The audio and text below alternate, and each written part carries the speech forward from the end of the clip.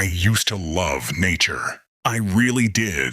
There was something almost spiritual about getting me away from the suffocating grip of the city, the smog that tastes like copper, the endless noise of traffic, the people who look through you like you're a ghost.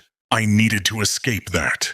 I felt lucky, truly blessed, because I had a sanctuary, a small wooden cabin inherited from a distant relative, tucked away in a dying village deep within the forest. It was my fortress of solitude. God, how I loved going there on weekends. The silence was so thick you could almost touch it. But notice, I'm speaking in the past tense. Used to.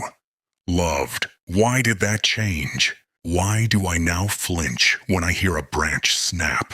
Why do I double-check the locks on my apartment door in the middle of the safest city district? Sit down, turn off the lights. Let me tell you about the last night I ever spent in those woods. It started like any other Friday.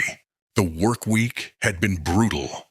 Deadlines, shouting matches, the kind of stress that knots your muscles tight. As soon as the clock hit 5, I was out. I hit the grocery store, throwing instant noodles, canned meat, and a few beers into the cart. I threw my bags into the trunk of my old sedan and hit the highway. The drive usually took 3 hours, but the anticipation made it feel shorter. By the time the paved road turned into the gravel track leading to the village, the sun had already dipped below the horizon. The village itself was practically a ghost town. Maybe 3 other houses were occupied seasonally.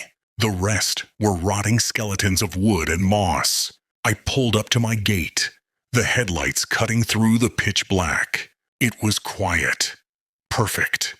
I parked the car in the yard, locked the gate, and carried my supplies inside. The air was fresh, smelling of pine needles and damp earth. I didn't even bother unpacking fully. The fatigue hit me like a physical weight. I just wanted to sleep. I collapsed onto the old sofa downstairs, pulled a wool blanket over me, and drifted off. No dreams, just the deep, heavy sleep of the exhausted. I don't know what time it was when the sound ripped me from sleep. Wee, oh wee, oh wee, oh. My car alarm. It was screaming into the silent night.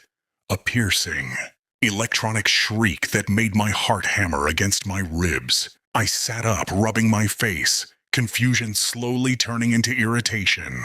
Great, I muttered, my voice sounding raspy in the empty house. Probably a raccoon. I stumbled to the window, squinting through the darkness. My car sat there, flashing its lights like a disco ball in the void. I scanned the yard. Nothing. No masked burglars. No bears, just the swaying bushes. I grabbed my keys from the table and pressed the button. Chirp, chirp. Silence returned. I sighed, the adrenaline fading, and flopped back onto the sofa. Stupid sensor, I thought. Needs fixing. I was just drifting back into that sweet, gray area between wakefulness and sleep when it happened again. Wee, oh.